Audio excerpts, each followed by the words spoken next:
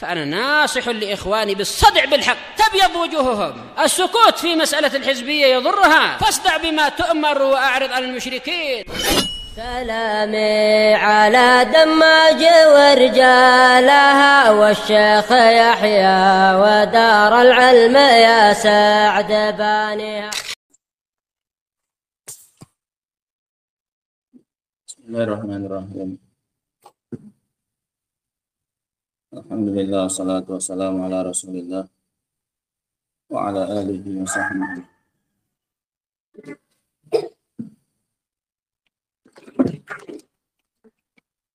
Selanjutnya,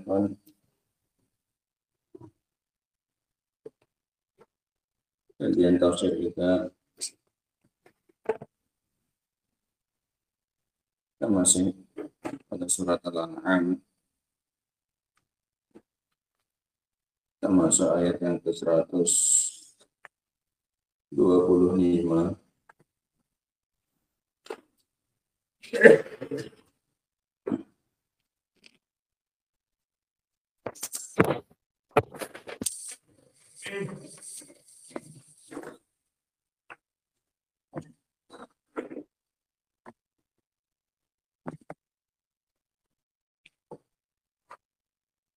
Di mana Allah Subhanahu wa taala berfirman,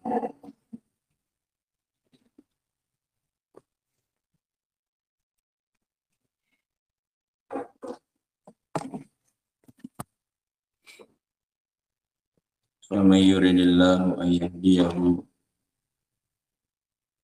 yashrah sadrahu lil Islam." Barang siapa yang Allah Subhanahu wa taala inginkan untuk dia mendapatkan hidayah. Hidayah di sini mencakup hidayah al-bayan wal irsyad dan juga mencakup hidayah taufik. Barang siapa yang Allah ingin menunjukinya, ingin memberinya hidayah, mencakup hidayah irsyad wal bayan dan juga mencakup hidayah taufik. Hidayah irsyad dan bayan itu adalah penunjukan jalan. Allah tampakkan kepada orang tersebut mana jalan yang harus ditempuh. Dijadikan orang tersebut bisa melihat dan membedakan mana jalan yang baik dan mana jalan yang buruk. Tapi apakah cukup sampai di sana? Jawabannya tidak. Sebagaimana yang kemarin sudah kita sebutkan. Setelah mendapatkan hidayah irsyad, seseorang masih butuh satu hidayah lagi. Namanya hidayah taufik. Hidayah taufik inilah yang menjadikan seseorang bisa menempuh jalan yang baik tersebut. Dia tidak hanya tahu mana jalan yang harus ditempuh, tapi juga bisa menempuh jalan tersebut. Sehingga manusia itu butuh kepada kedua hidayah tersebut. Kita butuh kepada hidayah irsyad, kita butuh kepada hidayah taufik. Bagaimana kita bisa mau menempuh jalannya, kalau jalannya saja pun kita nggak tahu. Sehingga sebelum menempuhnya kita tahu dulu, kan iya. Sama seperti orang mau pergi ke suatu kota, sebelum dia menempuh jalan tersebut, dia harus tahu dulu jalan mana yang akan dia tempuh. Dia harus tahu dulu dari jalan mana ini kalau mau ke kota tersebut. Setelah tahu, baru dia tempuh. Kalau nggak tahu, apa yang mau dia tempuh? Ya kan? Sehingga ketika kita berdoa di dalam sholat setiap waktu, ihdinas siratal mustaqim, ihdina, minta ditunjukkan, ini mencakup kedua-duanya. Makanya ketika membaca ayat tersebut, diniatkan kita minta kedua-duanya. Minta hidayah irsyad dan minta hidayah taufik. Ya Allah, tunjukkan aku mana jalannya. Kemudian buat aku bisa menempuh jalan itu. Karena ini dua hal yang berbeda. Ada banyak orang yang mendapatkan hidayah irsyad. Dia tahu mana jalannya. Dia tahu ini yang buruk, ini yang baik. Tapi tidak semuanya yang sudah mendapatkan hidayah irsyad itu diberikan juga oleh Allah hidayah taufik. Banyak dari yang sudah dapat hidayah irsyad tidak diberi hidayah taufik. Banyak yang tahu mana jalannya, tapi tidak semua yang menempuhnya. Ini agar kita tahu kadar dan nilai dari doa kita itu. Ihdinas siratal mustaqim. Kalian baca ya, Pak. Kitabnya cuma 1 jilid itu. Lihat di awal itu di garis bawah tentang kalimat Syekh Abdul Rahman As-Sa'di rahimahullah. Tentang kalimat ihdinas siratal mustaqim. Bagaimana beliau mensifati doa tersebut. Lihat di tafsirnya yang di depan, di tafsir surat Al-Fatihah.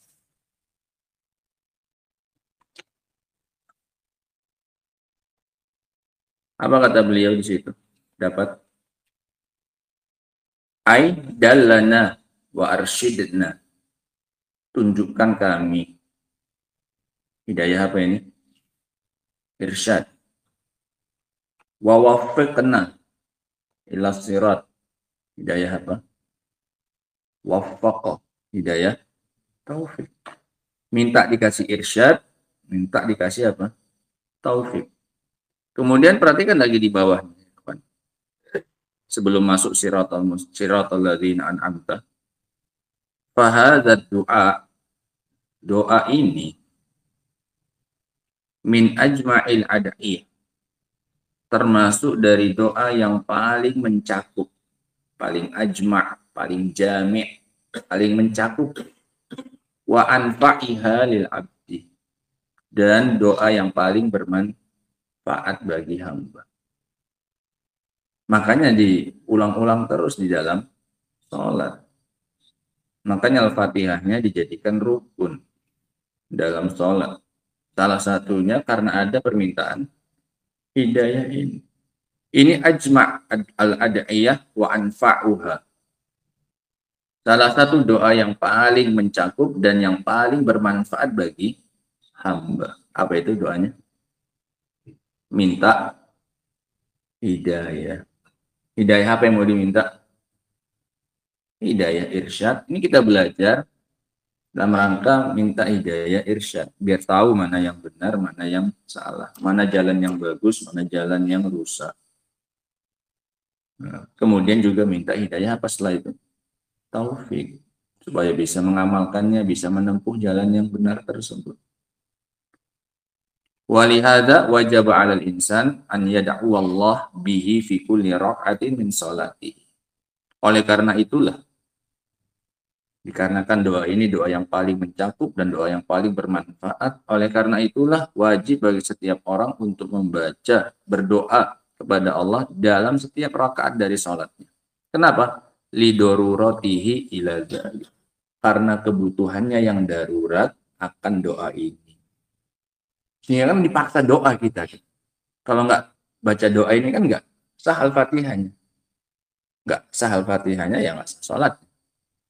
Makanya karena saking butuhnya kita, daruratnya kita kepada doa ini, sampai Allah wajibkan kita membaca surat ini dalam sholat. Supaya mau nggak mau kita baca. Supaya mau nggak mau kita baca doa ini. Wa hadza siratal mustaqim huwa dan seterusnya. Ini luar biasanya hidayah tersebut ya. Sehingga ketika membaca itu niatkan ketika melewatinya atau mendengarkan imam membacanya ihdinas siratal mustaqim, maka langsung bayangkan kamu sedang meminta dua macam hidayah. Ya Allah, tunjukkan aku mana jalannya dan beri aku taufik agar aku bisa menempuhnya. Sehingga makanya kita katakan belajar saja pun supaya bisa tahu mana yang baik, mana yang benar, itu saja belum cukup. Ada begitu banyak manusia yang tahu jalan tapi tidak mau menempuhnya. Tahu ini jalan yang bagus, nggak dijalani. Tahu itu jalan yang jelek, malah ditempuh. Banyak, sangat banyak. Nah, dan sebelum mendapatkan hidayah taufik, kita harus dapat hidayah apa? Irsyad dulu. Ya kita saja ketika tersesat, sebelum menempuh, mencari jalan keluar dari tempat yang kita tersesat di sana, kita nanya dulu untuk nyari petunjuk apa ini namanya irsyad, iya kan? Pak lewat mana Pak kalau mau ke lintasnya, Pak mau keluar dari sini dari mana? Nanya dulu supaya dapat apa? Dapat irsyad. Nah, setelah itu kalau Allah mudahkan kamu menempuh jalannya, kendaraanmu bagus, bisa menempuhnya, ya dapat dua-duanya. Selesai. Nggak lagi tersesat. Nah,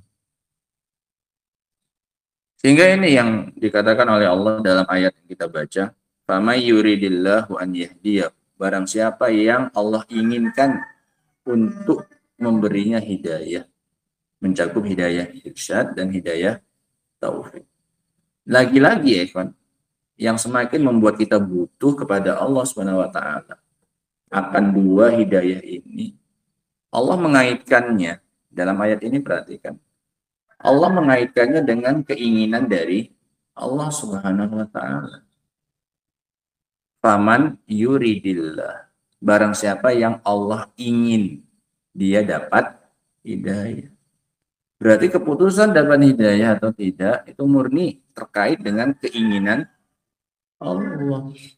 Kalau Allah nggak inginkan, ya mau gimana pun caranya nggak akan dapat. Ini yang membuat kita sangat-sangat butuh akan ini ya. Famay yurid. Barang siapa yang Allah ingin. Kalau Allah nggak ingin, nggak akan ada cara bagaimana kita bisa dapat hidayah. Bagaimana butuhnya kita kepada Allah Subhanahu wa taala. Nah, salah satu bentuk penggantungan kita kepada Allah Subhanahu wa taala dengan cara doa tadi. Nah, barang siapa yang Allah menginginkan dia dapat hidayah, yashrah sadrahu lil Islam.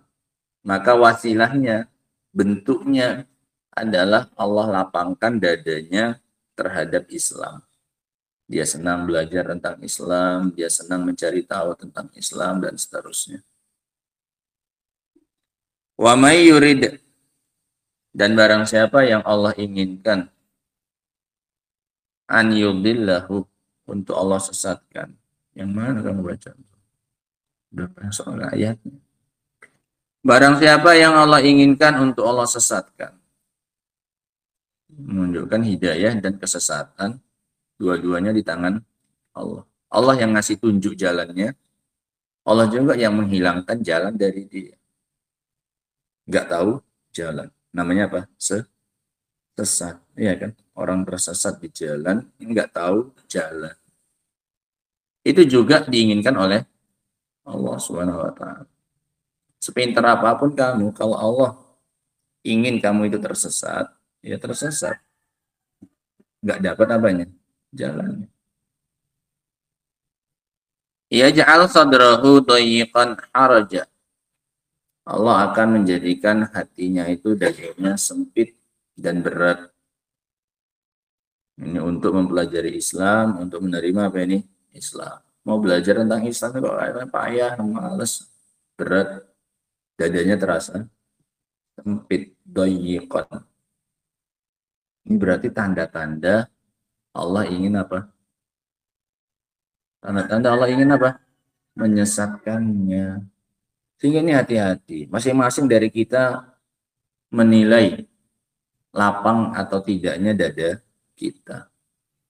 Kalau terhadap Islam, untuk mempelajari Islam, untuk belajar tentang agama Islam, dada kita terasa lapang, terasa lebar dadanya, enak untuk bernafas, maka ini diharapkan tanda Allah ingin memberi kita. Allah ingin ngasih kita apa ini kata Allah? Fama yuridillahu an yahdiya. Allah ingin ngasih kita hidayah. Tapi kalau dada kita ketika duduk di majelis ilmu, ketika belajar, ketika menghafal Quran, ketika menghafal hadis, ketika belajar ilmu agama, kok dijadikan dadanya terasa sempit, terasa berat. Kalau bisa ya secepat mungkin keluar dari majelis. Kalau bisa yang nggak usah ada belajar. Kalau belajar rasanya sempit, rasanya nggak enak dadanya, maka ini tanda bahwasanya Allah ingin menyesatkan kita. Ini luar biasa ayat ini. Makanya kita nggak mau cepat-cepat belajar tafsir itu kayak gini. Setiap kata itu selalu punya makna yang dalam, yang sangat bermanfaat untuk kehidupan kita sehari-hari. Ini kan jadi bahan introspeksi. Untuk kita melihat ini Allah inginkan kita kebaikan atau tidak sebenarnya. Nah. Ka'annama yas'adu fis sama. Seolah-olah dia disuruh naik ke langit. Naik ke langit, itu biasanya dadanya makin sempit. Kenapa? Oksigennya makin berkurang. Iya kan, makin menipis. Yang pernah naik gunung, yang pernah, iya kan, naik semakin ke atas, udara itu semakin sedikit oksigennya, maka bernafas makin susah. Jadi baru sampai gunung. Nah, bagaimana lagi nih, sampai apa? Sampai apa kata Allah? Sampai langit. Bayangkan gimana sempitnya dadanya ketika dia seolah-olah disuruh. Membayangkan saja pun udah sempit, belum lagi apa ini?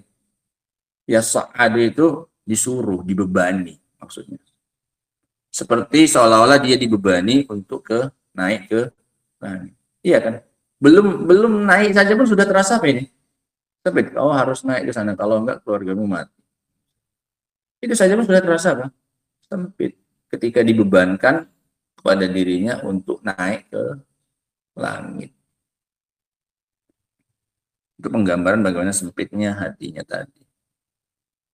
Kadzalika yaj'alullah ar-rijsa 'alal ladzina la yu'minun. Begitulah Allah Subhanahu wa taala menjadikan kotoran atas orang-orang yang tidak mau beriman. Qala Syekh Abdurrahman As-Sa'di rahimahullahu taala.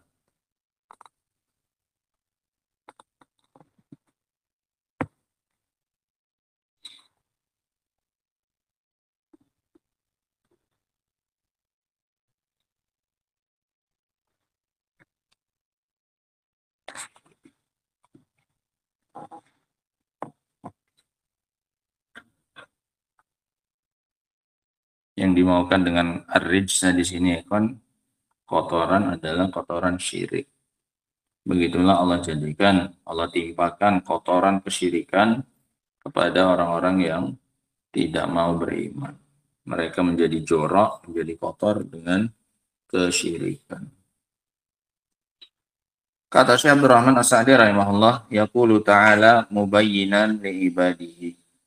Allah Subhanahu wa taala dalam ayat ini menjelaskan kepada hamba-hambanya alamata sa'adatil abdi, tanda-tanda kebahagiaan seorang hamba, wa hidayatahu, dan juga tanda-tanda dia mendapatkan hidayah, bisa juga hidayatihi, wa alamata syaqawatihi wa dhalalihi. Dan sekaligus Allah jelaskan juga tanda-tanda kesengsaraannya dan kesesatannya. Apa tandanya dia itu bahagia, apa tandanya dia itu akan sengsara. Apa tandanya dia akan dapat petunjuk, apa tandanya dia akan tersesat. Apa itu tandanya? Inna manin syaraha sadruhu lil Islam. Bahwasanya barang siapa yang lapang dadanya terhadap Islam, ai ittasa'a wanfasaha, yaitu dadanya lebar, dadanya luas, fastanara binuril iman, sehingga bisa bercahaya dadanya dengan cahaya keimanan, wahai, dan juga hidup hatinya, bidau yakin, dengan cahaya keyakinan, sehingga hatinya itu bercahaya dan hidup. Fatma'annat bidzalika nafsuhu, dan jiwanya merasa tenang dengan hal tersebut. Wa ahabbal khair, dan dia mencintai kebaikan. Wa tawwa'at lahu nafsuhu, dan jiwanya pun mengajaknya untuk tunduk kepada kebaikan tersebut. Artinya jiwanya nggak susah untuk diajak baik. Ini coba kita tes masing-masing diri kita. Kalau ada kebaikan, jiwa kita ini condong ke sana atau memberontak. Itu ciri-ciri Allah inginkan kita kebaikan atau kejelekan. Salah satu tanda kebaikannya, jiwanya mendukung. Tawwa'at lahu nafsuhu, jiwanya mendukung dia untuk kebaikan tersebut. Nggak susah menggiringnya. Nah. Tawwa'at lahu nafsuhu fi'lahu mutalazzizan bihi, merasa lezat, merasa enak dalam mengamalkan dan menjalankan Islam itu. Tenang.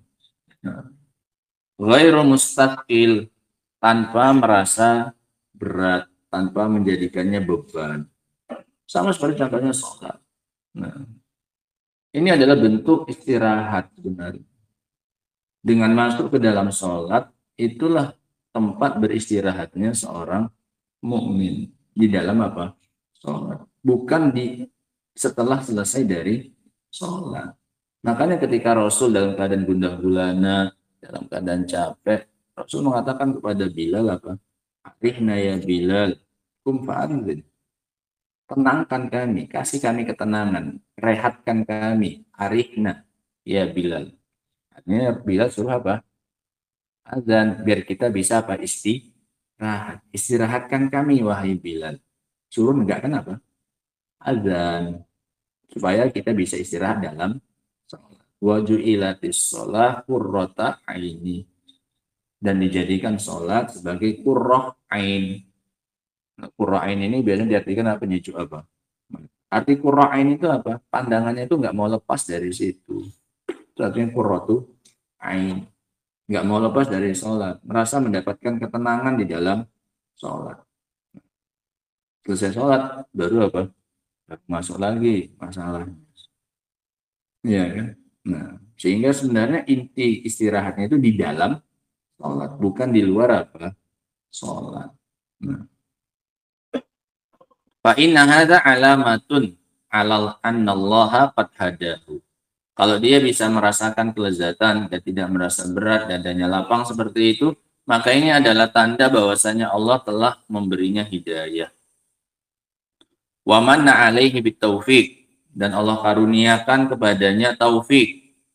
Wa suluka aqwamit thariq, dan Allah beri dia taufik untuk menempuh jalan yang paling lurus.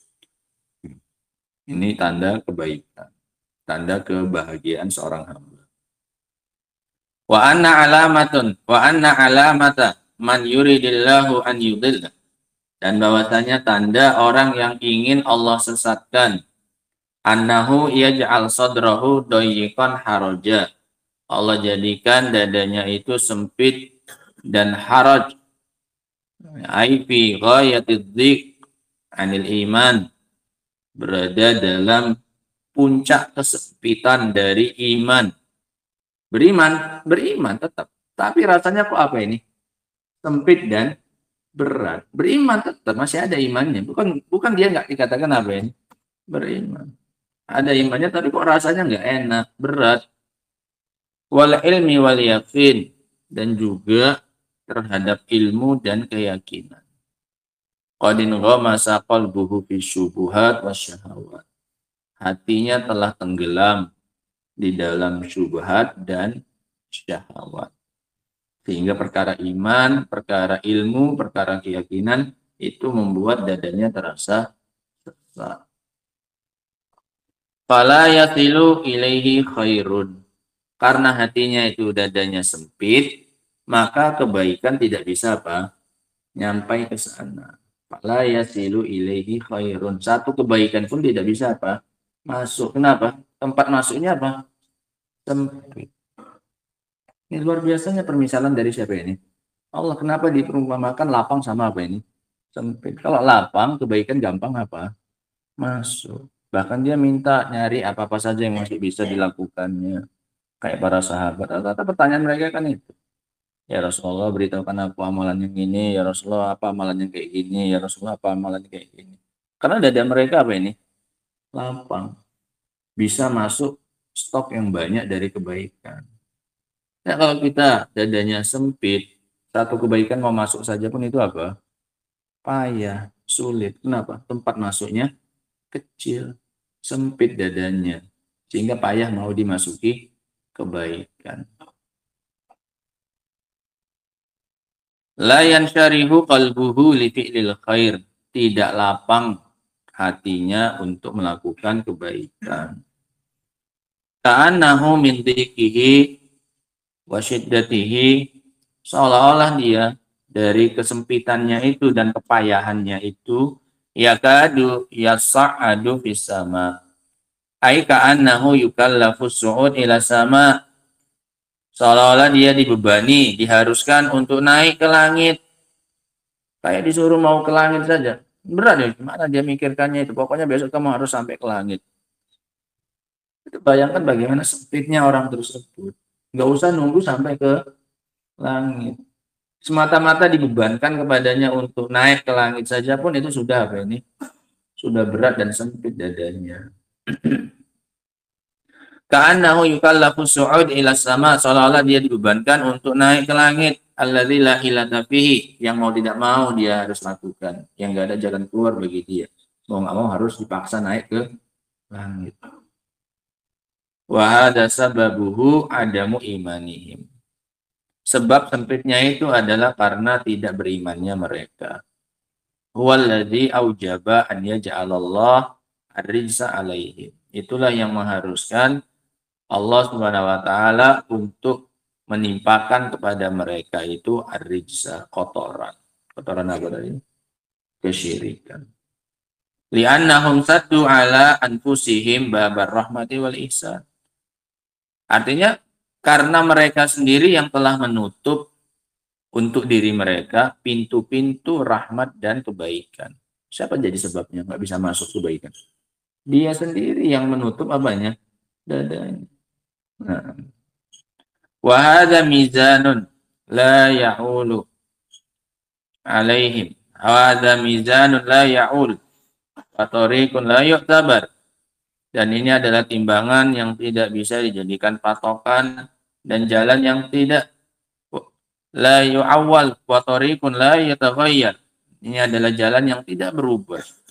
Fa inna man a'ta, ini ada rumus kata beliau. Setiap orang yang dadanya itu merasa lapang, maka kebaikan-kebaikan akan gampang masuk. Setiap orang yang dadanya itu merasa sempit dari kebaikan, maka kebaikan yang lain pun biasanya akan sulit apa?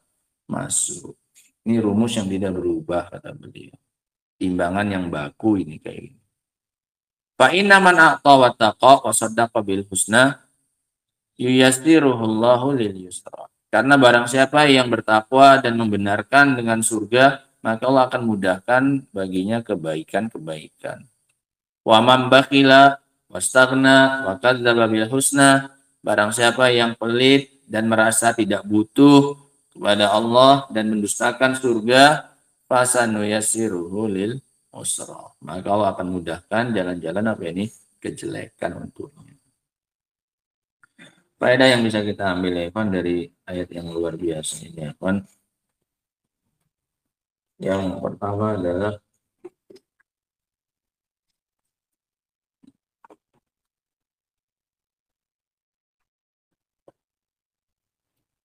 annal hidayah wal islal biyadillahi ta'ala, bahwasanya hidayah dan penyesatan keduanya di tangan Allah Subhanahu wa taala. Bahwasanya hidayah dan penyesatan itu kedua-duanya di tangan Allah Subhanahu wa taala. Bukan di tangan kita. Kita hanya mampu melakukan usaha untuk mendapatkannya. Yang memberikannya dan yang menghalanginya itu adalah murni Allah. Kalau Allah pandang usaha kita layak untuk mendapatkan hidayah, Allah kasih. Kalau Allah pandang usaha kita belum cukup atau pada diri kita masih ada penghalang, ya nggak akan Allah beri. Nah, faedah yang berikutnya isbatul iradah al-kauniyah lillahi ta'ala. Penetapan adanya iradah kauniyah bagi Allah Subhanahu wa ta'ala. Penetapan adanya iradah kauniyah bagi Allah Subhanahu wa ta'ala alias masyiah. Iradah kauniyah itu nama lainnya apa? Masyiah. Iradah kauniyah ini mencakup perkara yang baik dan perkara yang buruk. Yang penting Allah inginkan terjadi. Makanya di sini kan bukan cuma hidayah saja, tapi juga apa? Penyesatan. Barang siapa yang ingin Allah sesatkan. Allah sukai itu atau tidak? Hah? Enggak, Allah sukai. Tapi Allah inginkan tidak ada yang sesat. Allah inginkan. Allah inginkan. Adanya yang sesat Allah inginkan tidak? Apa Allah sukai? Enggak. Jadi enggak ada korelasi antara kesukaan Allah kepada sesuatu atau keinginan Allah. Iya kan? Sama kayak kita kan kayak gitu juga manusia. Enggak semua yang kita inginkan itu kita sukai. Oh, iya kan? Anak kita sakit. Mau nggak mau disuntik. Karena ada orang tua yang suka anaknya disuntik, dimasukkan benda tajam. Nggak ada yang suka. Tapi ingin dilakukan oleh orang tua. Ingin dilakukannya. Nah, dia lakukan ya. Walaupun dia tidak menyukai. Sehingga nggak usah bingung kok nengok ada orang yang bermaksiat, ada orang yang berbuat syirik, berbuat segala macamnya yang nggak baik-baik. Masa Allah inginkan itu? Iya Allah inginkan. Dengan iradah apanya? Kauniyahnya. Makanya bisa terjadi. Kalau nggak Allah inginkan nggak akan terjadi. Apa kalau mencintainya? Tidak. Nah. Terus kenapa diinginkan oleh Allah terjadi kalau nggak dicintai oleh Allah? Mana jawabannya? Allah mencintai hikmah di balik itu. Yang dicintai adalah apanya?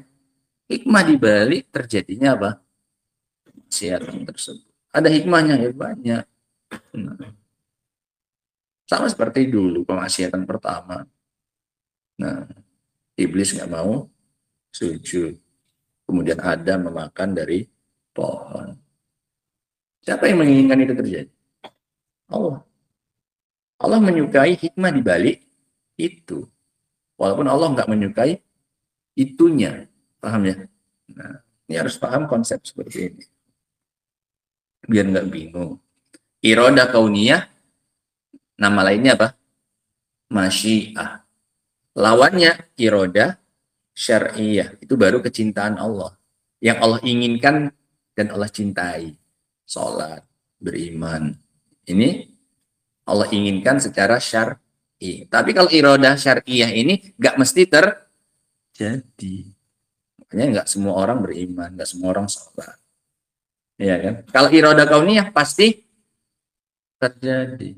Mau jelek, mau baik pasti akan terjadi. Nah. Faedah yang berikutnya.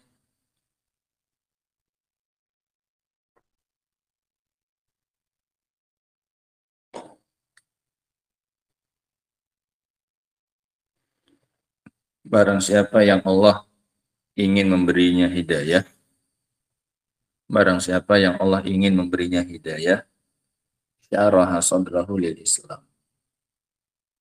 Maka Allah akan melapangkan dadanya terhadap Islam. Kalau disebutkan Islam saja, maka masuk ke dalamnya apa? Iman. Makanya tadi kan dibahas iman. Ya. Kalau disebutkan Islam saja, masuk juga ke dalamnya iman. Mengimani perkara gaib dia yang bisa, mengimani hari kiamat ya gampang, mengimani takdir ya gampang, mengimani semuanya gampang bagi dia rukun-rukun iman. Barang siapa yang Allah ingin memberinya hidayah, maka Allah akan melapangkan dadanya terhadap Islam. Sebaliknya, faedah berikutnya, barang siapa yang Allah ingin menyesatkannya, Allah akan menjadikan dadanya sempit terhadap Islam. Nggak bisa masuk kebaikannya. Pintu masuknya sempit. Barang siapa yang ingin Allah sesatkan, maka Allah sempitkan dadanya terhadap Islam. Sehingga nggak bisa masuk padanya nasihat, peringatan juga nggak mempan. Ini tanda-tanda pintu masuknya apa ini? Sempit. Sehingga jangan melulu salahkan yang ngasih nasihat. Bisa jadi kita yang menutupin pintunya. Bukan lagi sempit, bahkan kadang pintunya yang memang sengaja ditutup. Nas'alullah salamata wal afiyah. Faedah yang berikutnya,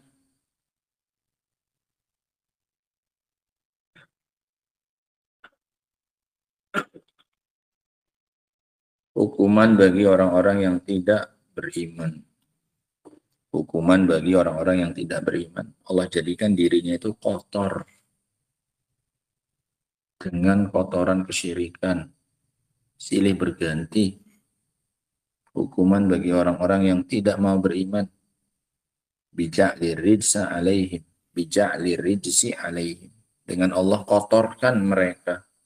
Allah timpakan pada mereka kotoran. Pindah dari satu kubangan ke kubangan yang lain. Selesai mandi di lumpur yang ini, pindah ke lumpur yang sana. Gak pernah bersih. Allah tenggelamkan terus dalam kotoran. Nah, akibat pertama kali nggak mau apa? Beriman, akhirnya malah nggak bisa lepas dari apa? Kotoran. Dijadikan rijs pada dirinya. Jadikan kotoran. Mulai dari kotoran yang terbesar, yaitu kesyirikan, maupun kotoran-kotoran yang di bawahnya berupa kemaksiatan. Nah,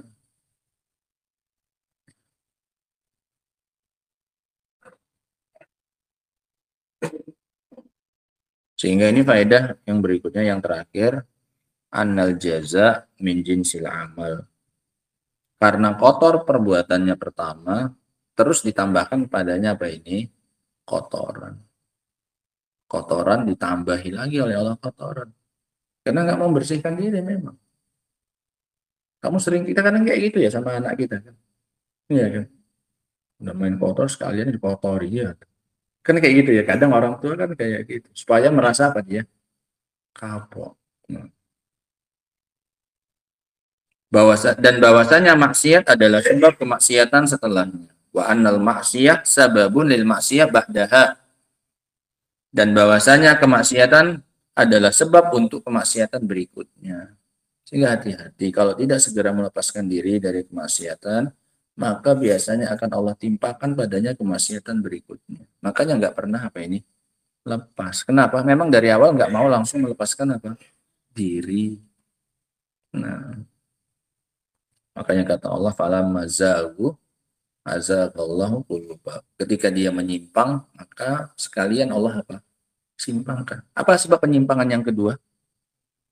Penyimpangan yang pertama. Falamma zagu, ketika mereka menyimpang, azaghallah. Allah simpangkan. Muncul penyimpangan dari Allah SWT karena dia duluan yang apa ini? Menyimpang. Sehingga kemaksiatan adalah sebab untuk munculnya kemaksiatan yang berikutnya. Ini makanya wajibnya tobat langsung segera. Jangan menunda-nunda. Gitu sadar langsung apa?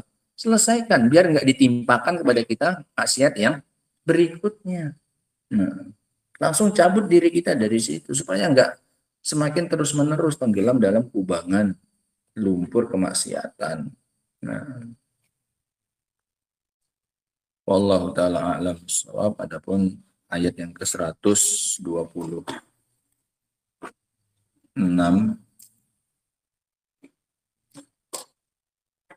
Insyaallah taala akan kita baca pada pertemuan berikutnya insyaallah taala.